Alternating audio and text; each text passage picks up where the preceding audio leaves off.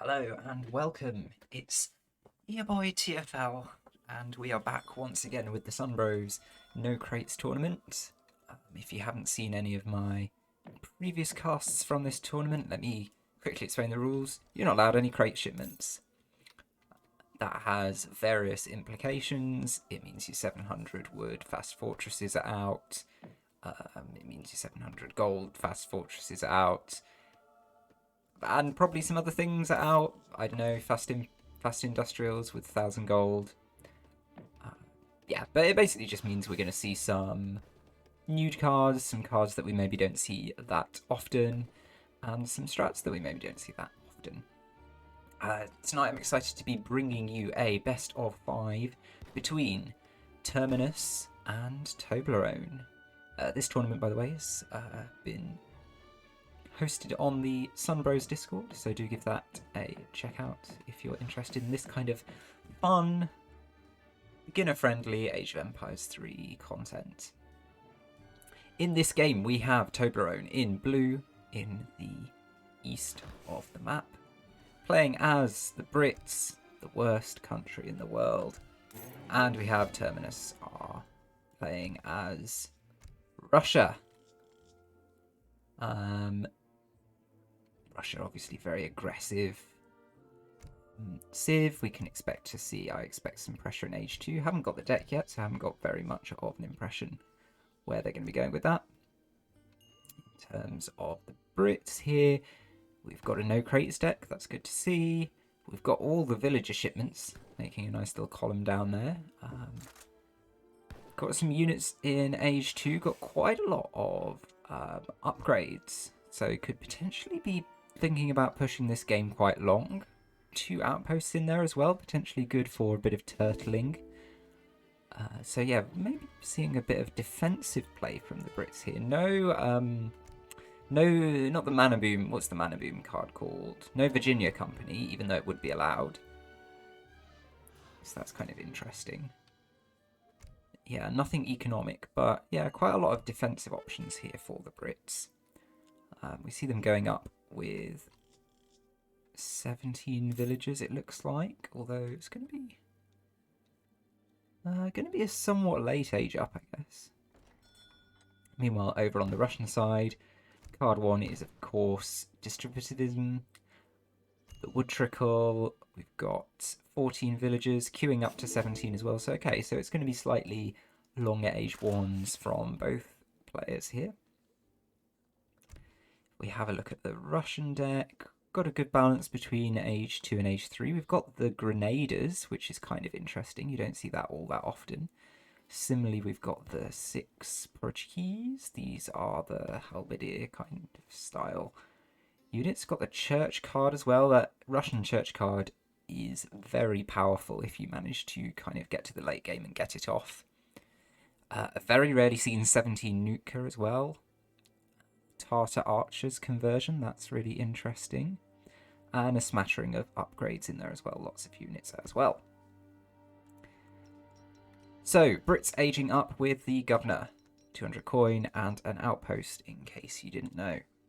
Brits have also gone for a trade post. I think they went for that trade post in transition. I don't think they've had it from the opening. I think they used their starting wood on manors in the conventional way. Russia now in transition as well, a fair bit behind, going up with the logistician. What does the Russian logistician do? Let's check in the notes. It gives you a blockhouse wagon and adds 10 population to all blockhouses, so that's going to save them wood on houses in the long run. If they get 2 blockhouses up at the beginning, then that's 200 wood saved. Which they might do, because they might go for a cheeky 1 in transition with their villagers, and then they'll have another 1 from the military wagon. They could also put the military wagon into a stable, giving them that diversity right off the start that they're often lacking. That could be a nice option. But yeah, the more blockhouses Russia puts down, the more value they're going to get out of that logistician age up, which does cost them 900 food, so they have spent an extra 100 food on that. But it's going to pay off in terms of some saved houses. Now, I know the Brit Explorer just wandered pretty close to that blockhouse. Yes, they saw it. Probably gave up on taking the cougar treasure then as well. Standoff between the explorers. Brit has got the disadvantage here, slightly less HP. Rara Rasputin, the lovely Russian bear unlock.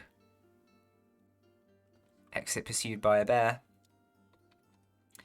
And Brit have put their outpost down nice and safe, and it looks like they have shipped in that 2 outpost cards as their first Age 2 shipment, because we've got 3 outposts down now in a nice defensive formation.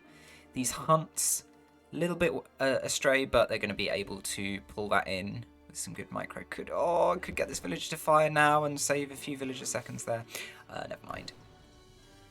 Yeah, so going to drag those hunts in, and they'll be nice and safe under the towers. And so the potential rush from Russia is at least somewhat mitigated. Interesting though, second card for Brits, or third card, we're seeing South Sea Bubble.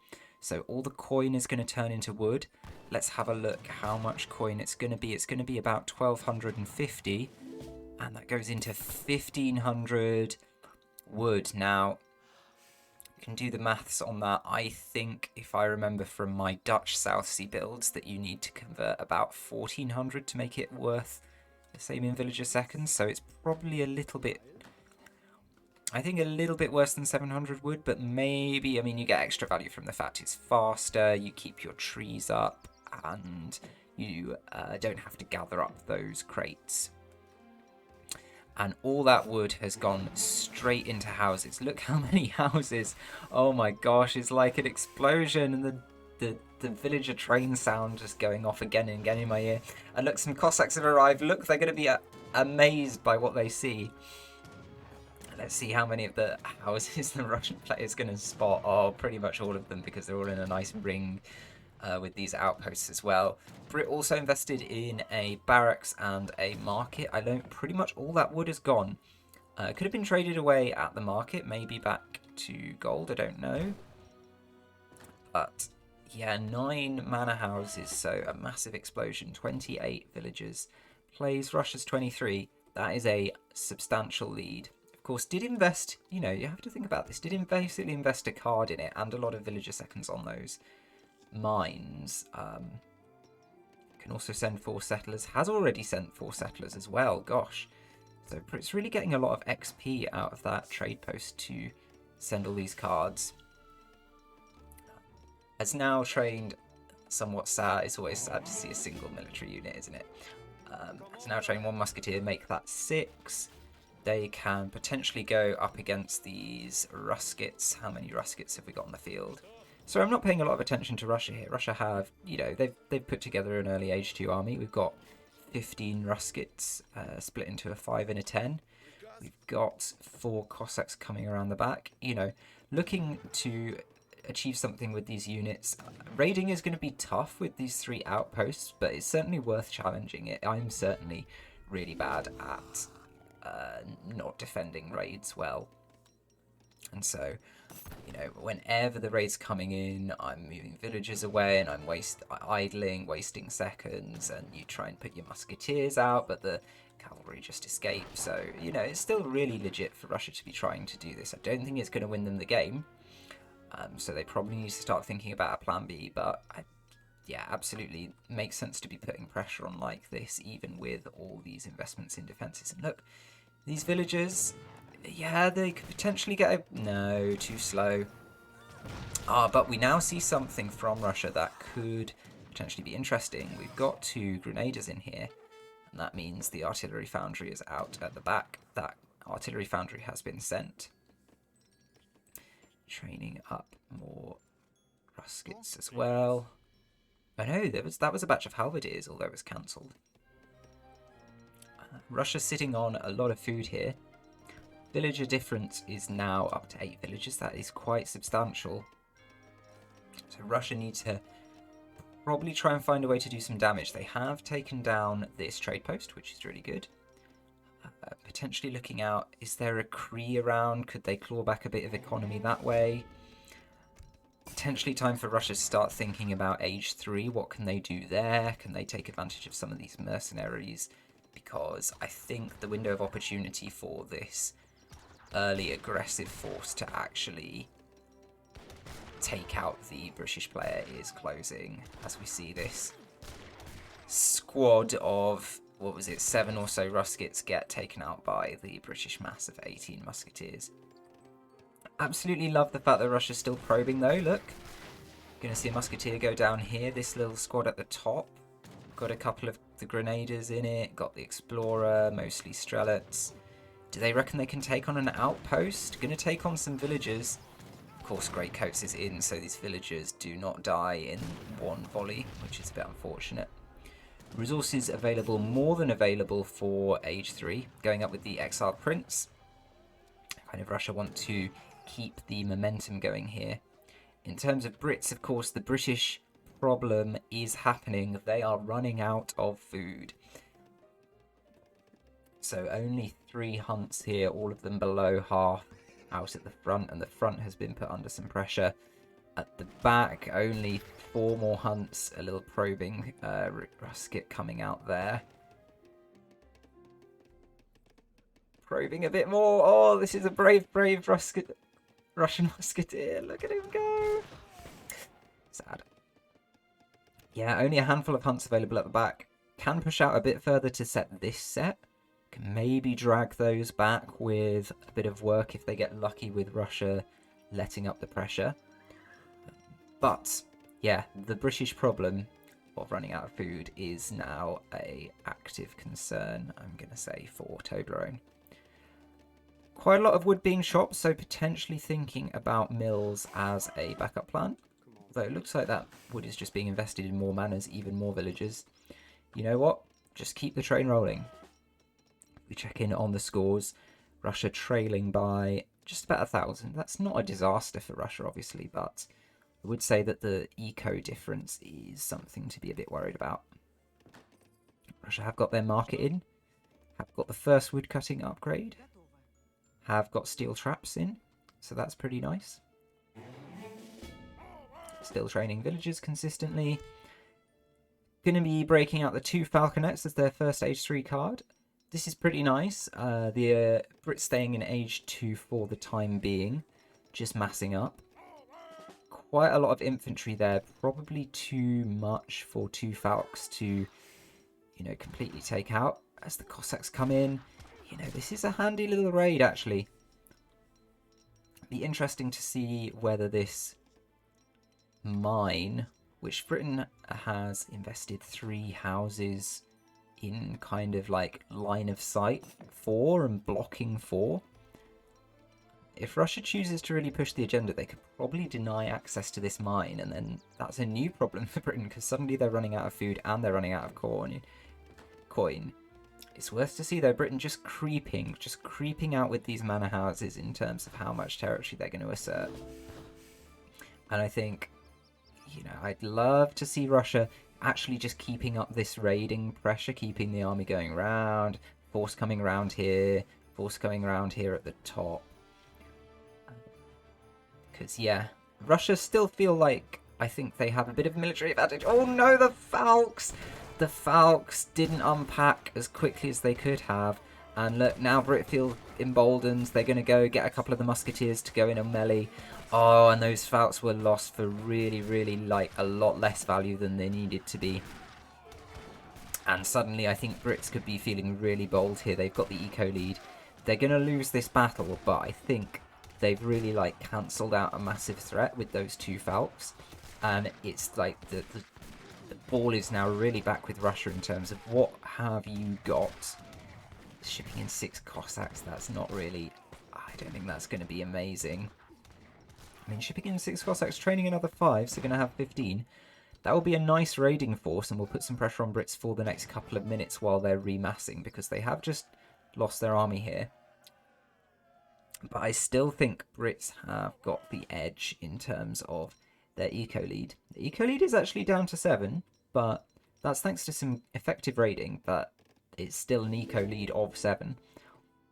Russia investing in veterancy for these Cossacks, which totally makes sense. But yeah, I still think there's a bit of a problem. Like, Russia's basically in Age 3, but fielding Age 2 units here, you know. Strelets, yes, veterans. Strelets even. Ruskets, not veterans. Cossacks, going to be veterans in a second. Yeah, but no, it's basically an Age 2 army. There's no cav archers in there. Obviously, there's no proper skirmishers in there. Not even a lot of these grenadiers. Not any artillery, despite the fact that we've got this artillery foundry here. And, you know, no mercenaries either. I would be interested to see the cavalry archer shipment coming in, although we're a long way off having the gold required for it. A few grenadiers coming in now at the back, so that's something. But yeah, I think if they, you know, if they just fight with Age 2 armies, then Brits have got the advantage of their eco and the advantage of not having invested in that age up. And I think that's going to work out fairly well for them in the long run. However, I say that, things are starting to look a bit dicey here because we've got a whole bunch, 12 settlers. I think there might have been 14 originally. And they have had to rush into this outpost, and the Brits do not have enough units. Do not have enough units to stage the rescue, and that is the GG. Wow, that game turned around really, really fast. But it was doing some raiding out here as well. I'll check the graph in a second and see whether they managed to kill any villagers. Yeah, so that turned around real fast, despite those falconets kind of getting wasted, in my opinion.